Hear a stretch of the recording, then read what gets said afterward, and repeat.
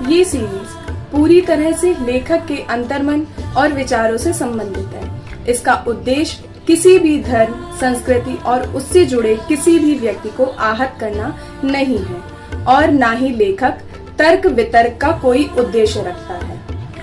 पूजा क्यों करनी चाहिए? क्या सच में ईश्वर चाहता है कि हम उसे माने? क्या सच में कोई ईश्वर है? क्या ईश्वर का कभी जन्म हुआ?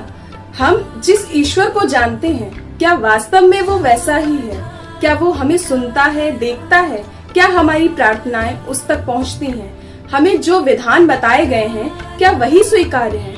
उसका लाभ क्या होता है? ये पूरा सिस्टम कैसे काम करता है? क्या सच में पुण्य और पाप कर्म होते हैं? अगर कर्म प्रधान है तो किस्मत की क्या भूमिका है? क्या दुखी व्यक्ति के पास दुख सच्चा है और सुखी के व्यक्ति के पास भरपूर सुख है? नमस्कार, मैं हूँ मुस्कान वाजपेयी।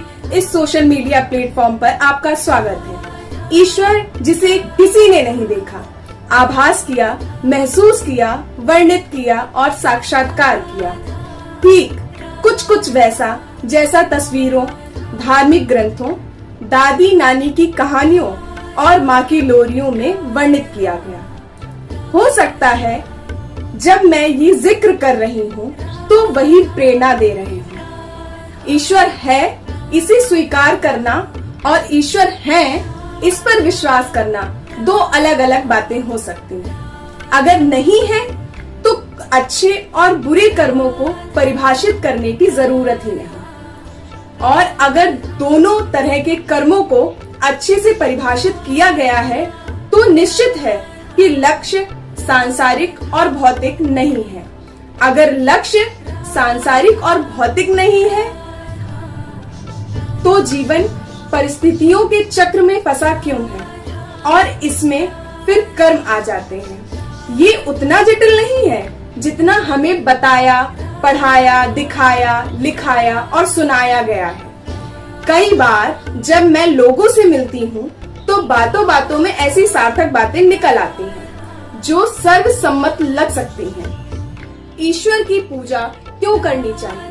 ये टॉपिक भी ऐसे ही एक संवाद का नतीजा है।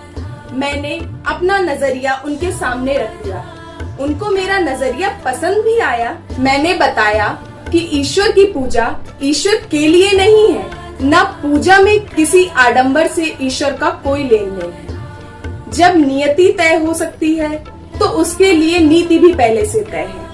जब सब निश्चित है और ईश्वर को पहले से विदित है और उसी की रचना से सब रचित हो रहा है तो फिर उसे ढोंग की जरूरत ही नहीं।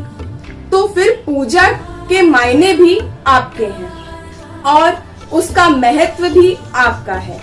पूजा भी आपके लिए है और उसे लेकर जो विश्वास है वो भी आपका है। ऐसे में अब जब सब आपके लिए है और ये तय भी है तो फिर पूजा आशंकित होकर, आडंबर रचकर आत्मसंतुष्टि का केंद्र बन सकती है। ये आजकल हमें ज्यादा देखने को मिल रहा है। जबकि ऐसा ना हो, केंद्र में ईश्वर हो जाए और ये प्रयोग सफल बन जाए तो पूजा पूर्ण हो जाए।